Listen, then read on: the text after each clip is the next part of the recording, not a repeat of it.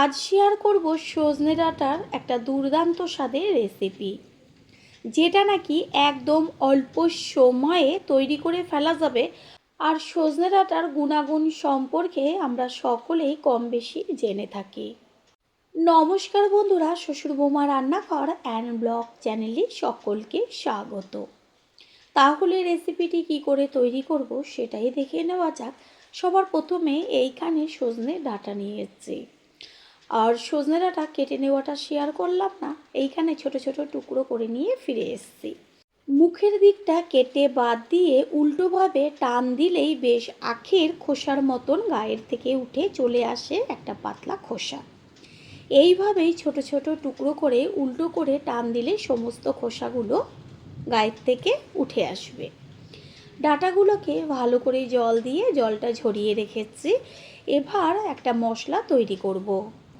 নিয়েছি একটা mixing jar, আর তার মধ্যে দিয়ে দিচ্ছি এইখানে 3 চা চামচ পরিমাণ সাদা তেল, দেব জল। এবার এটা পেস্ট করে নেব। এইদিকে সজনে ডাঁটাটাকে গ্যাসের ওভেনে কড়াইটা বসিয়ে তার মধ্যে দিয়ে দিয়েছি জল, আর জলটা হালকা ফুটলে পরে ওর মধ্যে সজনে ডাঁটাটা ঢেলে দিয়েছি। ডাঁটার মধ্যে দেব লবণ, আর কালারের জন্য হলুদ গুঁড়ো 1/2 চা চামচের থেকেও কম পরিমাণ। এগুলোকে মিশিয়ে নিয়ে জলের সাথে এবার ঢাকনাটা চাপা দিয়ে দেব, কিছুক্ষণ হতে থাক।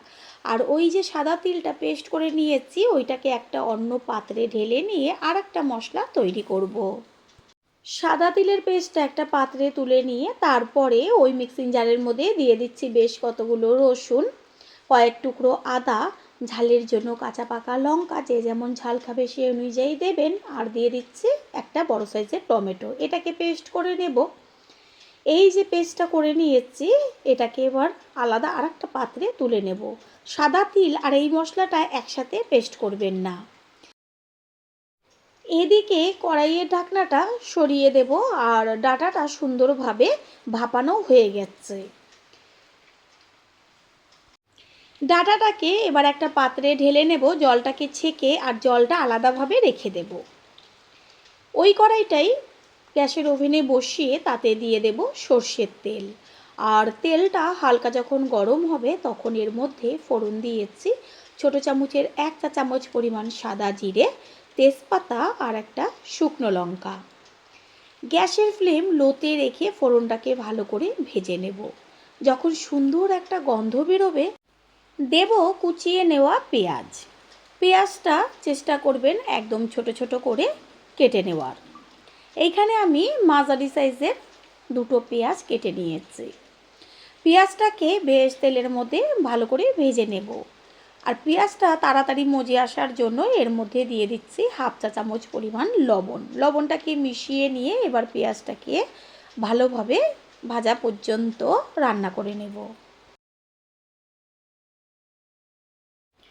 পেঁয়াজটা বেশ হালকা গায়ে লাল লাল এসছে, ঠিক এইভাবেই ভাজতে হবে। এবার এর মধ্যে দিয়ে দিচ্ছি ওই যে আদা, রসুন, কাঁচা পাকা লঙ্কা, টমেটো একসাথে পেস্ট করে নিয়েছিলাম সেই পেস্ট। এবার মশলার থেকে কাঁচা গন্ধটা যাওয়া পর্যন্ত তেলের মধ্যে মশলাটাকে কষিয়ে নেব। কিছুক্ষণের জন্য একটু ঢাকনাটা চাপা দিয়ে দেব।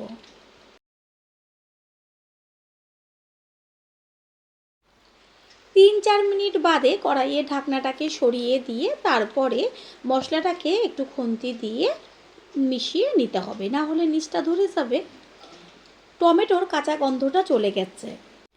এই পর্যায়েই দেব স্বাদ অনুযায়ী লবণ, আর দেব 1 চা চামচ পরিমাণ ধনের গুঁড়ো।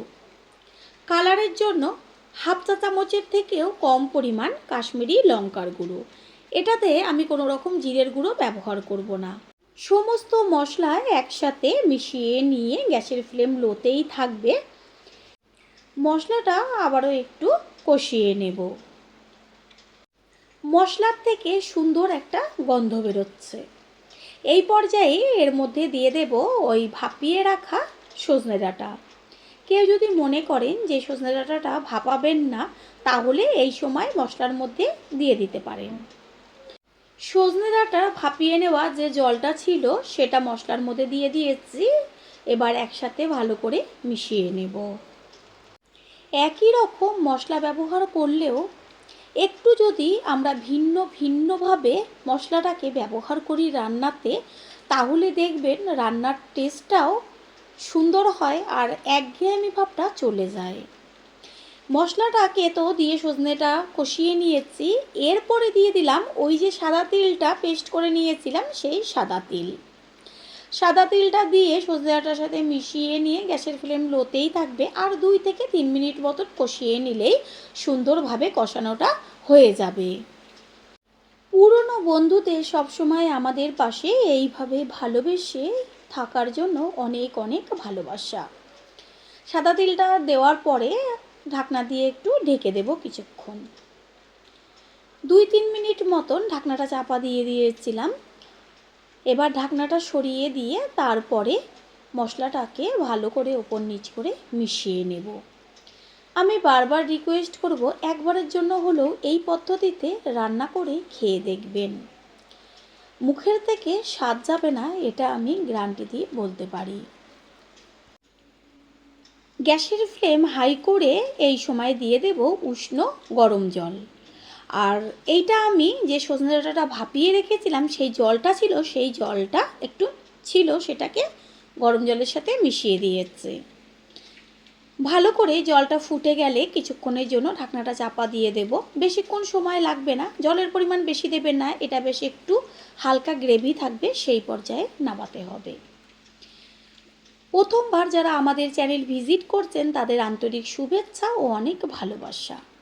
আমাদের রেসিপিগুলো যদি ভালো লেগে থাকে সাবস্ক্রাইব করে দেওয়ার অনুরোধ রইল ও পাশে থাকা বেল আইকনে ক্লিক করলে পরবর্তী ভিডিওগুলো সবার আগে আপনাদের কাছে পৌঁছে যাবে।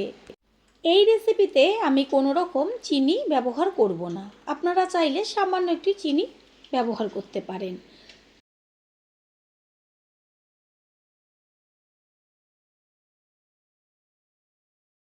বেশ একটু ঝোলঝোল থাকা অবস্থায় গ্যাসটা অফ করে দিতে হবে, কারণ এটা যখন ঠান্ডা হবে তখন অনেকটা বসে যাবে। ওপরে টেস্টের জন্য ছড়িয়ে দিচ্ছি কুচিয়ে নেওয়া ধনে পাতাটাকে মিশিয়ে গ্যাস অফ করে কিছুক্ষণের জন্য ঢাকনাটা চাপা দিয়ে দেব।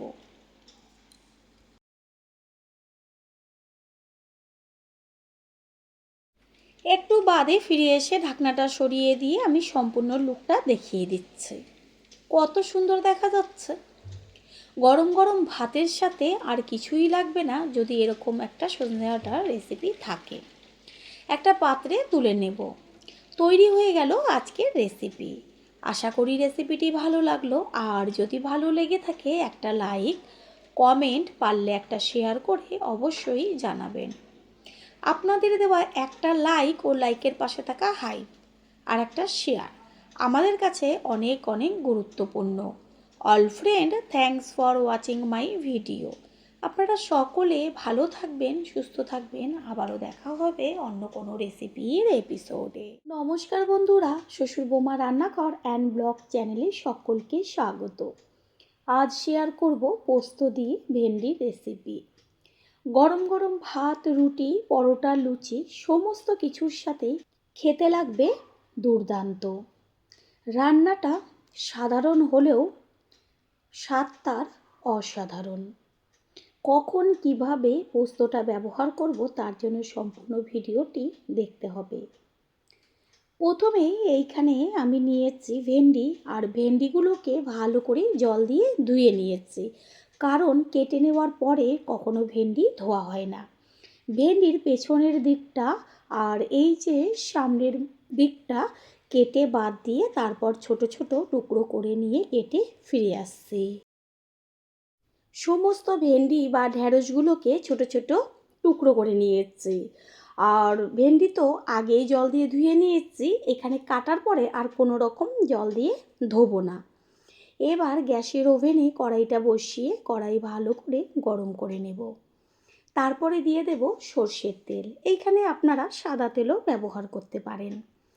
তেলটা গরম হয়ে গেছে, গ্যাসের ফ্লেম লোতে রেখে দিয়ে দিয়েছি ছোটো চামচের 1 চা চামচ কালো জিরে। তেলের থেকে সুন্দর একটা ফোড়নের গন্ধ আসছে। এই পর্যায়ে দিয়ে দেব বেশ কিছুটা পরিমাণ কুচিয়ে নেওয়া পেঁয়াজ। পেঁয়াজটাকে তেলের সাথে নেড়ে চেড়ে মিশিয়ে নেব। আর পেঁয়াজ তাড়াতাড়ি মজে আসার জন্য এর মধ্যে দিয়ে দেব ছোটো চামচের 1 চা চামচ পরিমাণ লবণ। লবণটা দিয়ে ঠিক 2 থেকে 3 মিনিট মতন গ্যাসের ফ্লেম লো টু মিডিয়াম করে ভেজে নেব। খেয়াল রাখবেন যেন পেঁয়াজটা গায়ে কালার না আসে, ঠিক সেইভাবে ভাজতে হবে। পেঁয়াজটা 2-3 মিনিট মতন ভেজে নেওয়ার পরে এর মধ্যে দিয়ে দিচ্ছি একদম ছোট ছোট করে ডুমু করে কেটে নেওয়া আলু।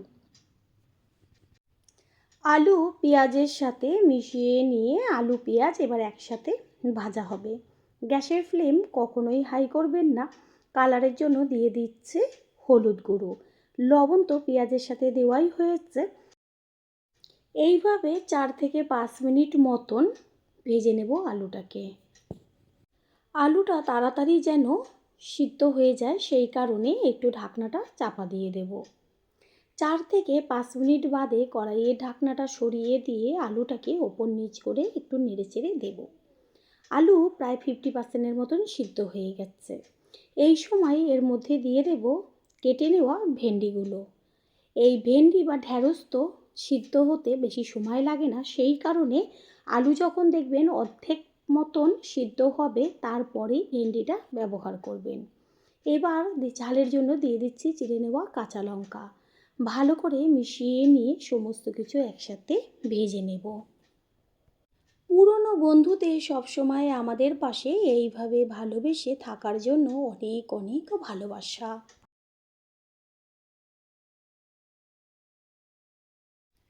ভেন্ডির মধ্যে এবার দিয়ে দেব 1 চা চামচ পরিমাণ ধনের গুঁড়ো আর 1 চা চামচ পরিমাণ জিরের গুঁড়ো।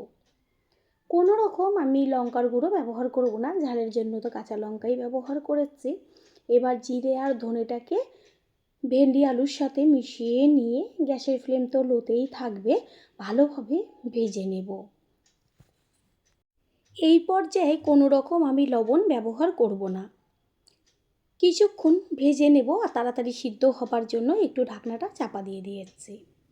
কিছুক্ষণ পরে ঢাকনাটা সরিয়ে দিয়ে দেব পরিমাণ মতন লবণ। লবণটা প্রথমে কেন ব্যবহার করিনি, লবণ যদি ভেন্ডি দেওয়ার সাথে সাথেই দেওয়া হতো তাহলে ভেন্ডির মধ্যে যে লালার ভাবটা থাকে সেটা বেশ বেরিয়ে আসতো আর ভেন্ডিটা একদম নরম হয়ে যেত, বেশ ঝরঝরা একটা ভাব আসতো না। এবার লবণটা মিশিয়ে নিয়ে আবার একটু ঢাকনা চাপা দিয়ে দেব। ঠিক এইভাবে ঢাকনা চাপা দিয়ে দিয়ে রান্নাটা করে নিতে হবে। প্রথমবার যারা আমাদের চ্যানেল ভিজিট করছেন তাদের আন্তরিক শুভেচ্ছা ও অনেক ভালোবাসা।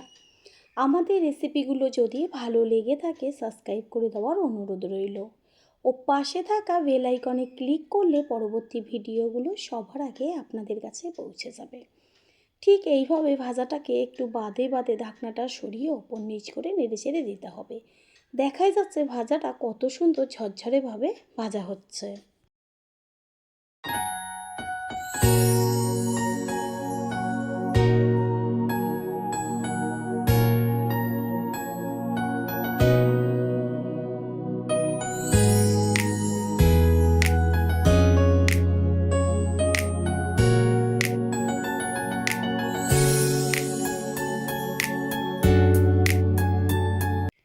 ভাজাটাকে একটু চেক করে নিয়েছিলাম, একটু লবণের প্রয়োজন, সেই কারণে 1/2 চা চামচ পরিমাণ লবণটা দিয়ে দিচ্ছি। লবণটাকে মিশিয়ে নিয়ে আর খুন্তি দিয়ে তুলে দেখিয়ে দিচ্ছি যে কত সুন্দর ঝরঝরে হচ্ছে ভাজাটা। লবণ দেওয়ার পরে কিছুক্ষণের জন্য ঢাকনাটা চাপা দিয়ে দিয়েছিলাম। ঢাকনাটা সরিয়ে দিয়ে ভাজা একদম কমপ্লিট হয়ে গেছে। এই পর্যায়ে এর মধ্যে দিয়ে দেব পোস্ত। এইভাবে যদি ভাজার শেষে পোস্ত ছড়িয়ে দেওয়া হয় এত দারুণ লাগে খেতে, যেটা নাকি খাওয়ার পরেই বুঝতে পারবেন। ভাত, রুটি, লুচি, পরোটা সমস্ত কিছুর সাথে খেতে পারবে। পোস্তটাকে সমস্ত ভাজার সাথে মিশিয়ে নিয়ে আর 1.5 থেকে 2 মিনিট মতন ভাজা করে নিলেই একদম তৈরি হয়ে যাবে। গ্যাস অফ করে দিয়েছি। এবার গরম গরম অবস্থাতেই একটা প্লেটে তুলে নেব। তৈরি হয়ে গেল আজকের রেসিপি। আশা করি রেসিপিটি ভালো লাগলো। আর যদি ভালো লেগে থাকে একটা লাইক, কমেন্ট, পারলে একটা শেয়ার করে অবশ্যই জানাবেন। আপনাদের দেওয়া একটা লাইক ও লাইকের পাশে থাকা একটা হাইপ আর একটা শেয়ার আমাদের কাছে অনেক অনেক গুরুত্বপূর্ণ। All friend, thanks for watching my video. আপনারা সকলে ভালো থাকবেন, সুস্থ থাকবেন। আবারও দেখা হবে অন্য কোনো রেসিপির এপিসোডে।